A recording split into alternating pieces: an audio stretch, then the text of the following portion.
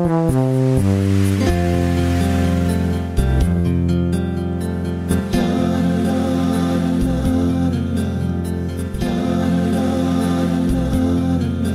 lutte pour l'organisation.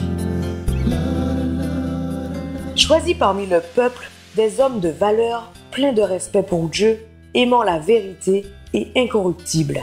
Exode 18, verset 21, dans la version Bible français courant. Le 21 mai 1863, l'Église adventiste s'organisait officiellement. Les fondateurs du mouvement refusaient toute organisation, beaucoup étant influencés par le mouvement Connexion chrétienne qui prônait le retour à l'Église du Nouveau Testament. Cependant, fin 1840 et en 1850, le besoin se fit sentir. Ellen White résuma les difficultés affrontées par manque d'organisation. Tandis que s'accroissait le nombre des membres d'Église, il devenait évident que sans quelque forme d'organisation, nous aboutirions à une grande confusion et que l'œuvre ne pourrait être accomplie convenablement. Pour pourvoir aux besoins matériels du ministère, pour introduire l'œuvre dans de nouveaux champs, pour protéger de certains membres indignes, tant les églises que le corps pastoral, pour gérer les propriétés de l'église, pour la publication de la vérité par la presse, et pour quantité d'autres raisons encore, une organisation s'avérait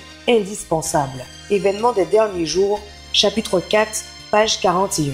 En 1859, James White impulsa la formation d'une véritable organisation religieuse.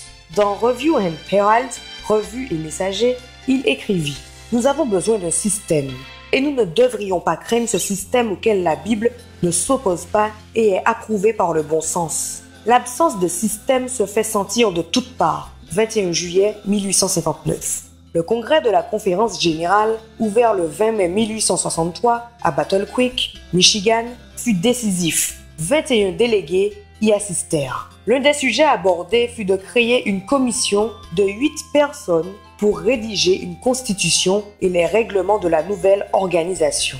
Le plus important, fournir un cadre général pour unir les différentes congrégations et former des fédérations en un tout uni. Cette organisation fut conçue pour la mission. Même s'il y eut des débats, Uriah Smith dit que l'unité de pensée et l'harmonie de sentiments domina le congrès.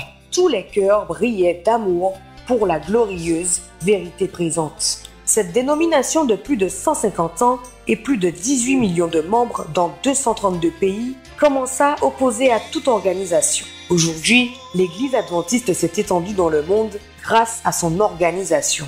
La lutte des pionniers pour l'organisation nous rappelle que notre tâche est de terminer leur œuvre, prêcher l'amour et le prochain retour du Christ. Au revoir, que le Seigneur te bénisse.